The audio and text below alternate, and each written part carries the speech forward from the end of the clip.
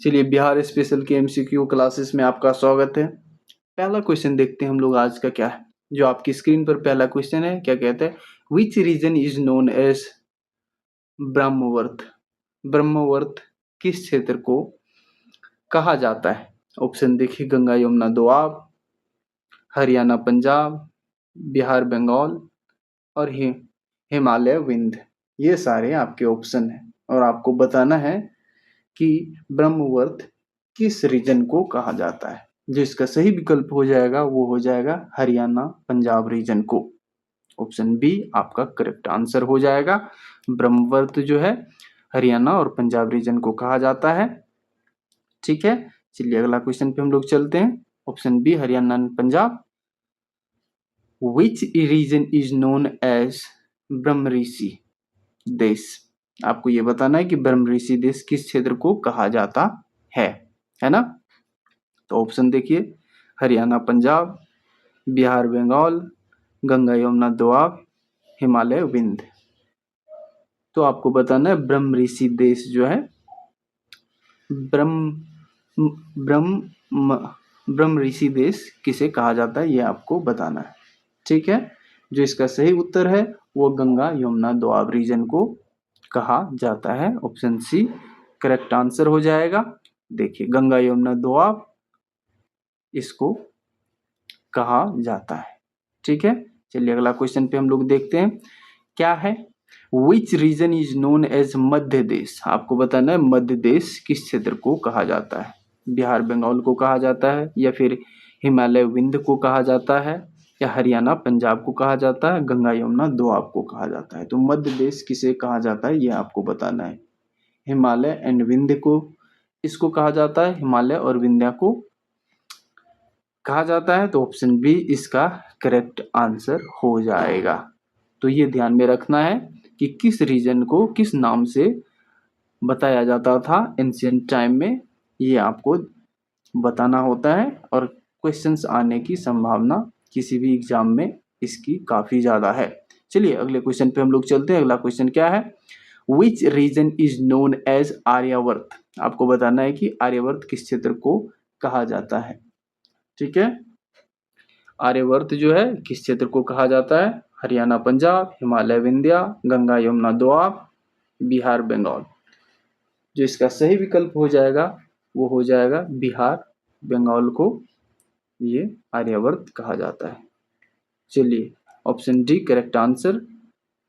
अगला क्वेश्चन को देखिए, ancient name of river Sutlej. आपको बताना है कि एंशिएंट नेम जो है सतलज रिवर का, ये आपको बताना है कि कौन सा नाम इसका है। तो ऑप्शन देखिए, पुरुषनी, शत्रुद्री, वितास्ता, अक्षिणी। ये सारे आपके ऑप्शन हैं और आपको बताना है कि इसका सही विकल्प क्या होगा।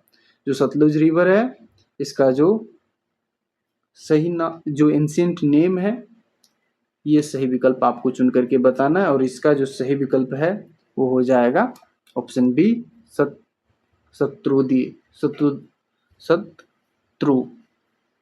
ठीक है, शत्रुद्री जो है ये इसका करेक्ट आंसर हो जाएगा। देख सकते हैं। अगला क्वेश्चन देखिए क्या कहता है, एंशिएंट नेम ऑफ रिवर व्यास। आपको बताना है व्यास की प्राचीन नाम क्या है।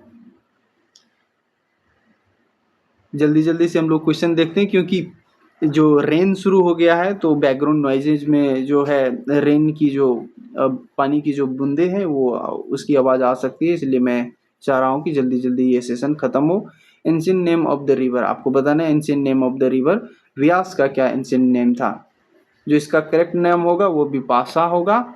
अगला क्वेश्चन को हम लोग देखते हैं। अगला क्वेश्चन क्या है, ancient name of the river Ravi. Ravi river का आपको एंशिएंट नाम बताना है किसका क्या है। रावी का जो एंशिएंट नेम है ये है पारुसिनी, है ना। ऑप्शन सी करेक्ट आंसर हो जाएगा। देख सकते हैं पारुसिनी। अगला question, ancient name of the river Jhelum. Jhelum का जो एंशिएंट नेम है ये आपको बताना है। झेलम का एंशिएंट नेम क्या है इसका बताना है। जो इसका सही उत्तर हो जाएगा वो हो जाएगा वितास्ता। सही उत्तर क्या हो जाएगा, वितास्ता। अगला क्वेश्चन हम लोग चलते हैं, देखते हैं क्या है। Ancient name of the river Chenab. Chenab का जो है आपको बताना है कि एंशिएंट नेम क्या है? इसका जो करेक्ट आंसर हो जाएगा वो ऑप्शन सी अक्षिणी, चेनाब का अक्षिणी, चेनाब का अक्षिणी, चेनाब का अक्षिणी, देख सकते हैं। अगला क्वेश्चन देखिए, ancient name of the river Gandak. Gandak का जो एंशिएंट नेम है वो आपको सदानीरा है। सदानीरा, गंडक का क्या है? सदानीरा, गंडक का सदानीरा। ठीक है। अगला question, ancient name of the river Sindh. Sindh का जो एंशिएंट नेम है वो आपको बताना है, जो इसका सिंधु करेक्ट आंसर हो जाएगा। ठीक है। अगला क्वेश्चन देखते हैं, ancient name of the river Ghaghar. Ghaghar जो है, घाघर रिवर का प्राचीन नाम आपको बताना है। जो दृश्यवाती, दृश्यवाती जो है, दृश्यद्वती जो है, इसका दृश्यद्वती, ये करेक्ट आंसर ऑप्शन सी हो जाएगा। चलिए अगले क्वेश्चन पे हम लोग चलते हैं।